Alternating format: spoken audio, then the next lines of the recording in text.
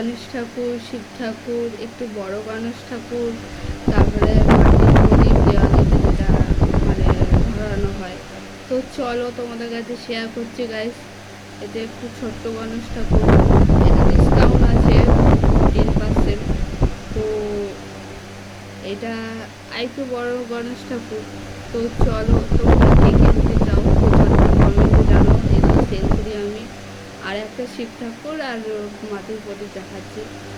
তো এই যে শিব ঠাকুরও শিব ঠাকুর মানে আমি নিজের হাতে বানিয়েছি। এরকম সব ডিসকাউন্ট আছে, 10%, 20% ডিসকাউন্ট আছে। মাটির প্রদীপ একটু বড়, আর একটু অনেক বড়। তো চলো কে কে নিতে চাও ঝটপট করে কমেন্টে জানাও, আর কে কে নেবে। তো চলো এগুলোই আমি সেল করি। তো তোমরা কেমন হয়েছে, ভালো লাগলে লাইক কমেন্ট